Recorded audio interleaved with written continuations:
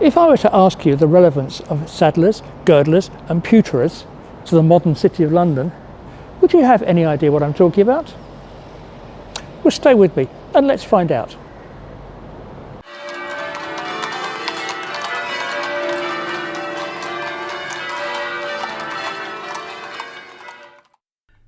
In 1929, my mother was born in this street in London's East End. These days the houses are owned by a housing cooperative who are currently giving them a lick of paint. In old age my mother could still remember, as an 11-year-old, standing petrified in this street on the 7th of September 1940. That day, on the first day of the Blitz, and in broad daylight, a great wave of enemy bombers flew overhead on their way to bomb the nearby docks. My mother's family were never affluent enough to own their own home. Instead, they rented the house from the Worshipful Company of Mercers, who owned most of the houses around here. The Mercers were, and still are, the leading livery company in the City of London. Most of us rarely hear about livery companies, but for hundreds of years they have played an important part in the life of London, and often far beyond. The saddlers, girdlers and pewterers I mentioned earlier are all livery companies. But what exactly is a livery company? I went to the City of London to find out. This is Smithfield, where many of London's great historical events have taken place. In the past it was located immediately outside the ancient city wall, but remained within the jurisdiction of the City of London. Throughout the Middle Ages its buildings surrounded an open piece of land, and the name is an adaptation of Smooth Field. By the 12th century it was used for sporting events, and also the Bartholomew Fair, which was one of the highlights of London's annual calendar. More gruesomely, it was where many executions took place, such as that of the Scottish independence leader William Wallace, immortalised in the film Braveheart. Here is a memorial to him. Many people were executed here for refusing to follow the official religious dogma of their time, either Catholic or Protestant. Near to Wallace's memorial is another to several Protestants who were burnt at the stake here in the 16th century during the reign of Queen Bloody Mary. Bartholomew Fair was named after the adjacent Priory of St Bartholomew. St Bartholomew's was originally founded as a monastery in the reign of King Henry I in the early 12th century by a canon of St Paul's Cathedral, whose tomb you can see here in the church, and it grew into one of London's main hospitals. When Henry VIII closed all the monasteries in England, the Priory's church continued as a place of worship, and St Bartholomew the Great remains as one of the oldest and most atmospheric churches in London.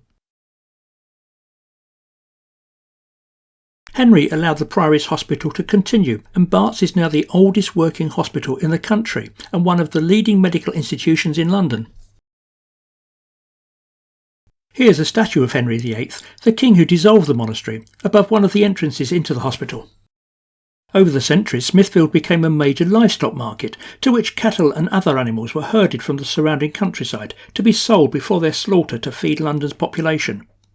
The animals are no longer herded here, but Smithfield remains London's main meat market. There are some great pubs in this area. Two of my favourites are the Hand and Shears and the Fox and Anchor. The Hand and Shears can trace its history back to the 16th century, and it was from where the Lord Mayor officially opened Bartholomew Fair each year. There has been a Fox and Anchor pub on the same site for over 200 years. The current building dates from the late 19th century, and the tiling on the facade was produced by the famous Dalton Pottery at Lambeth in South London. If you crave an early morning beverage, you might like to know it opens at 7 o'clock on weekday mornings to cater for the night workers of the meat market. But for now, I have no time for that. I'm here at Smithfield to visit Haberdashers Hall, the home of the Worshipful Company of Haberdashers, one of London's great and ancient livery companies. It's here that I'm going to find out how livery companies came about, what a livery company does today, and also take a look around Haberdashers Hall. An important date in the calendar of all livery companies is the annual parade of the Lord Mayor of the City of London. And by chance, my visit was on the day prior to the parade, when the company was making its preparations. I first met with David Bartle, the company's official archivist, who was able to explain the original purpose of livery companies and how they changed over time. Welcome to the fourth hall of the Haberdashers Company. We are one of 111 livery companies in the City of London today. This hall is located in West Smithfield, which is in fact in a different place to where all our previous three halls were situated, which was Gresham Street, much nearer the Guildhall. Livery companies are really guilds, like those to be found elsewhere in the country and actually in Europe generally. We are really membership organisations that in past centuries used to look after the running of our trades in the City of London. We came into existence to support our members and regulate their trade in the city. Members were supported by arrangement of apprenticeships and provision of almshouses. The trade was regulated to ensure that only freemen of the company could trade in haberdashery goods in the city. The companies are arranged in an order of precedence, and the first 12, which are some of the older companies, are known as the Great 12. The Great 12 came about in 1515 when Henry VIII and the city decided to fix the order that had previously been fluid of the city livery companies. At that point we ended up 8th in the list of precedents on the list. There were many guilds in the city and each wore their own colour clothing and gowns. And it's doing this that gave them the nickname of livery companies, the livery being a reference to the costumes. In the Middle Ages, the term worshipful simply meant to be respected. As in the past, judges used to be called your worship for the same reason. Thus, our company's very formal name is the Worshipful Company of Haberdashers. Now, before school qualifications existed, the way a young person learned to trade for their livelihood was by finding a master to provide a 7-year apprenticeship between the ages of 14 and 21 years. This was done through an appropriate, in trade, livery company. Patrimony began in the 17th century, and it was a means to extend company membership numbers. It originally meant that a father could nominate his son to become a member, but today it means a parent of either gender can nominate a child to become a member. Now, the Haberdashers Company has its origin in medieval times, in fact in the early 14th century. The company has its roots in what's called a fraternity, a group of men who lived in the same area of London and were doing the same kind of work, of course in our case the trade of haberdashery.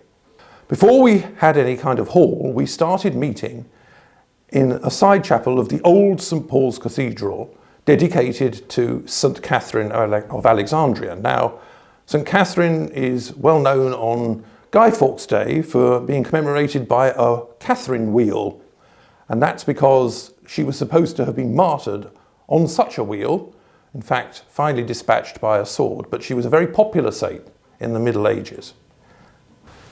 Members of the company were haberdashers by trade. They sold such things as ribbons, beads, purses, gloves, pins, caps and toys. Now, in fact, there were two types of trading haberdasher. Haberdashers who sold small wares, as I've just described, and also haberdashers who sold hats. Now, we have a little figurine in the hall taken from a mention in the Canterbury Tales in its prologue of a haberdasher and his wife, and alluding to the fact that they were in an early fraternity and talking about their grandeur. Now, this figurine represents the look of that haberdasher of that 14th century kind. In the year 1448, the company was granted a charter of what's called incorporation by Henry VI, which enabled it to hold land and to have its own hall in which to hold meetings. Our benefactors were company members who left money or land for charitable purposes. This could include schools, almshouses, or poor relief, which were to be continued by the company after the person's death. Acquiring land and receiving rents was a very good way of investing such charitable funds for the future. The first of 3 subsequent halls was built on the corner of Staining Lane and Maiden Lane, now called Gresham Street, in the City of London in 1459. Now, the hall has had various uses. It's where the master and wardens meet regularly to run the business of the company.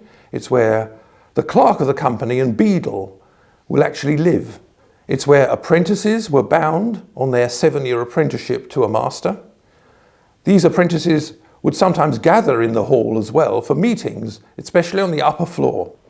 So after something like 300 years of the company pursuing the haberdashery trade and its membership being mainly employed in that, by the 17th century the ability of the company to successfully administer the trade was weakening because of imports and the growth of London, changes to the world of the cloth trade and diversification of our members through the patrimony process, which allowed sons to follow their fathers into the haberdashery world, not necessarily doing that and pursuing other trades. So it was a slow decline, but through the 17th century our link to the trade weakened, and at the same time the company began to get more responsibilities with benefactions from its members towards educational and charitable purposes. So by the time we reached the 18th century, the trade was pretty weak in terms of how we were still involved in it. And the company was becoming more of a club. Many of the members who were there were coming because of their meetings with other members, their business prospects that they could form talking, networking with other members, and their involvement in the civic city and becoming Lord Mayors and Sheriffs of the City of London.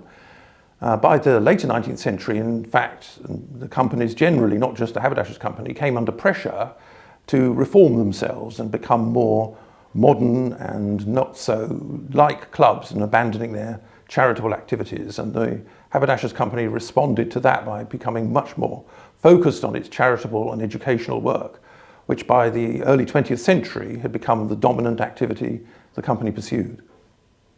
A bit later, David will show us around Haberdashers Hall.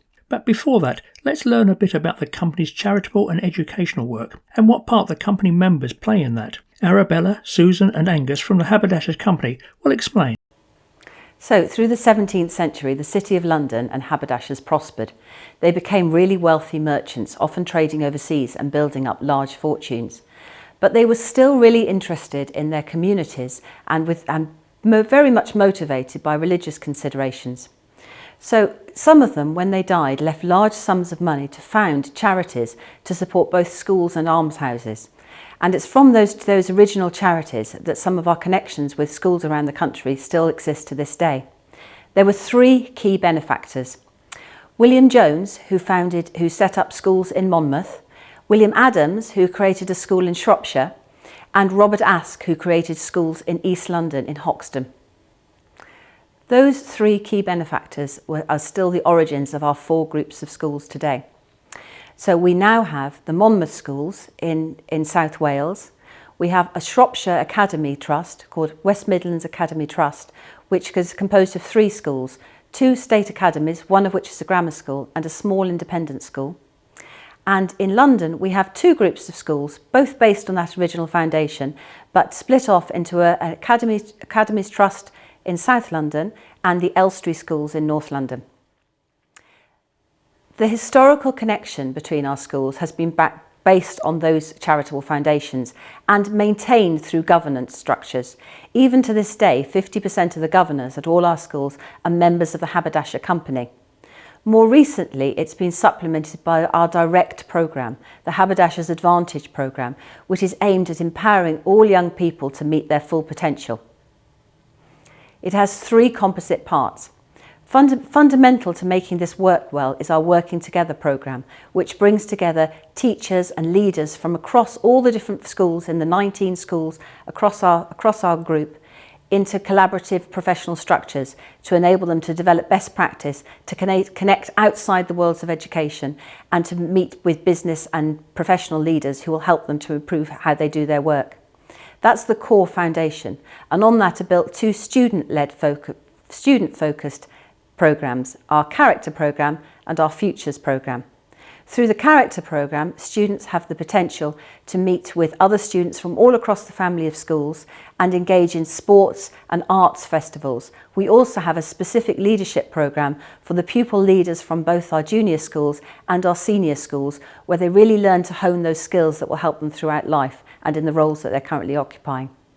And finally, our Futures programme, which is aimed at really accessing those core networks that haberdashers are built into in the business and professional worlds.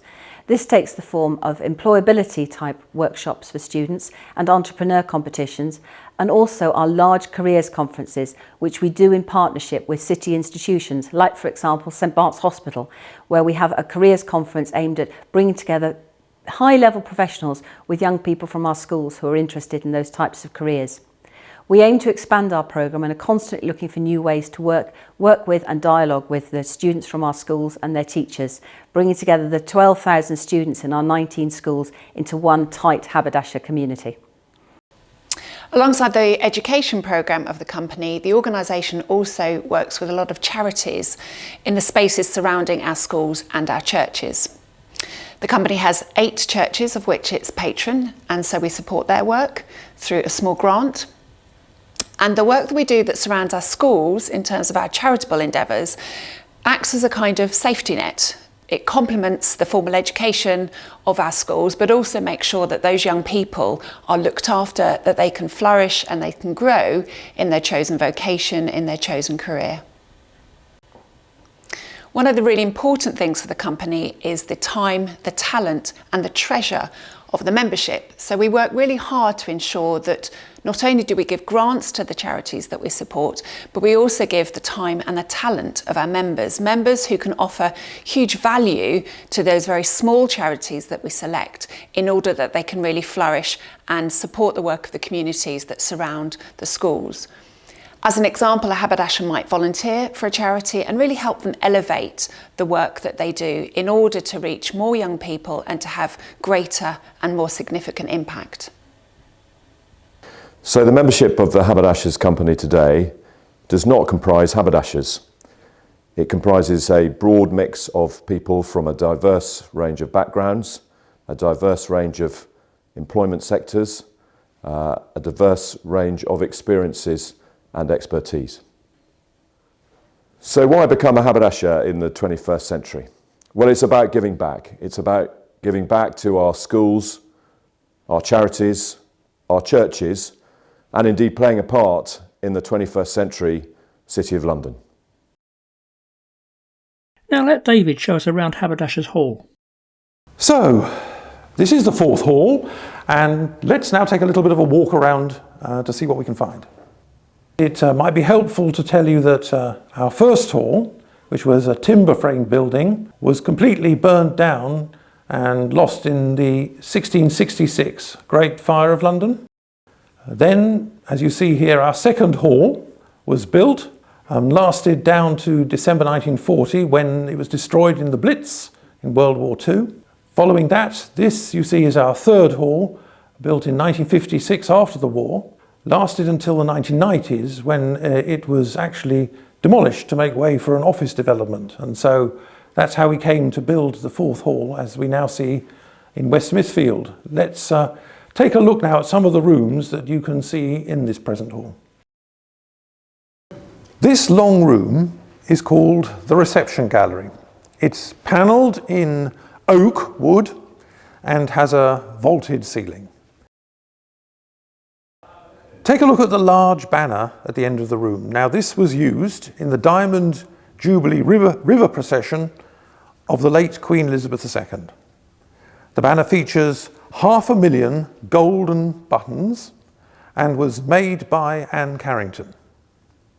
Also, take note of this rare English marquetry long case clock of 1700 by Jonathan Puller. This room is called the courtroom, and it's actually used for meetings of the Court of the Company, which is the most important governing body. Its decisions concern education and our charitable work. And so that's why it's a horseshoe-shaped room to allow people to sit around to have the meeting. I'm afraid at the moment it's all set up as if it's a dining room because tomorrow is the 11th of November and it's the Lord Mayor's show in the city, and we're having a breakfast in this building. And so it's been accommodated, taken over for helping with the breakfast. So it doesn't normally look quite like this. A livery company generally has a court of assistants, as it's called, that governs its business. It's headed by an annually elected master of the company, and they have 4 wardens to assist in the case of the Haberdashers Company. Assistants are company members who are involved in school governorship, charitable work, or other of our activities. Now, this portrait of Thomas Aldersey is of our earliest educational benefactor. He founded his school in 1594 in the reign of Elizabeth I. The school was founded originally to be for 20 boys of Bunbury, a town in Cheshire, and they were to be educated in Christian teachings and basic numeracy, all of which was to enable them to get apprenticeships to start their working life. Normally, Lord Mayors of London in modern times serve only for 1 year, but as you see in this portrait of Sir William Russell, it says at the bottom that he was Lord Mayor for 2 years. In fact, he was our first Lord Mayor of the city for 50 years. And because of the pandemic, an exception was made for him to be in office in 2020 and 2021. We're now in what's called the Livery Hall, the main room in this hall. A livery hall is used for large dinners, for large meetings, and for many other events, business events. Now, this room actually is set out like a medieval hall house, surrounded by oak. It has a solar end with a minstrel's gallery at the back. That's the high end where the important people would sit. And the opposite end is the service end, and in fact, there's a way out to the kitchens there.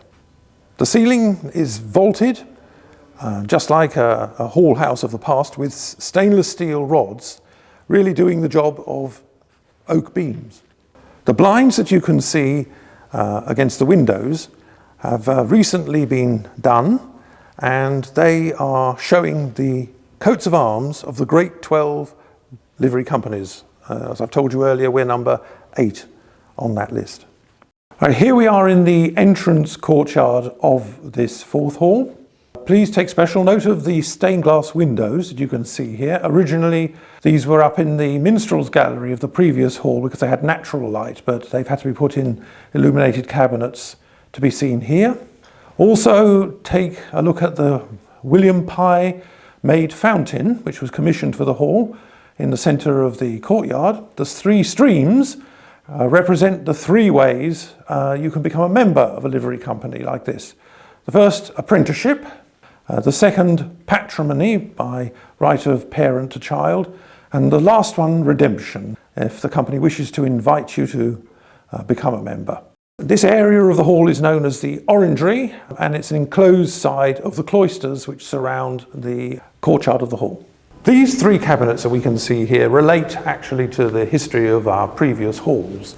So our first hall was lost in the Great Fire of London in 1666, and after the Great Fire in the second hall, this cabinet was put in its entrance, and it reads at the top, "The hall and tenements of the Company of Haberdashers being burnt in September 1666 were begun to be rebuilt in the year 1668, and the building carried on by the assistance of the worthy benefactors to whose names the sums by them given and subscribed are underwritten." And then this vellum document inside records the names of members of the company at the time who helped to pay for the building of the second hall. The one on the far side was put into the entrance together with the one I've just described of the third hall, and that was built after the Blitz. And then upon moving into this hall, this fourth hall, this cabinet was put in the middle of the other 2, showing a bit more grandeur to it than the others, with a St. Catherine on the top and goats from the heraldry on the side. And people often ask, why is it more grand than the previous 2? It's because I think we've decided we don't want to build any more halls if we have to, so this is where we're going to stop. This room is called the luncheon room, and it's the only room that we have in this hall that's been directly taken across from the previous post-war third hall. So it was obviously to be a reassurance to company members that at least something about the new hall reminded them of the previous one. Please note the portrait here of Deborah Knight. She was our master in 2012, and in fact she was the first master, lady master, in the Great 12 companies. The company's association with St. Catherine of Alexandria actually illustrates the strong Christian associations that the company has had in the past and through its history. It began from our meetings before we had a hall in the 14th century in a side chapel of the old St. Paul's Cathedral, which was dedicated to her and where members of our early fraternity met. Now, here we can see another representation of St Catherine, this time from the 17th century, and she was the figurehead on our company barge. She's the only bit of that barge that remains. In fact, you can see a model of the barge here, and you can see on the deck of the barge is where she used to be set up. Well, I hope you've enjoyed this short tour around the Haberdashers' Fourth Hall, and I hope that in the process you've been able to learn a little bit more about the livery companies of the City of London, and in particular the Worshipful Company of Haberdashers. As David mentioned earlier, the Haberdashers are one of 111 livery companies operating in the City of London. Each has its own history and characteristics. Some, such as the Haberdashers, had past benefactors who left them with great wealth that continues to fund charitable work today, while other livery companies have struggled financially. Their halls also vary greatly in size, age and magnificence.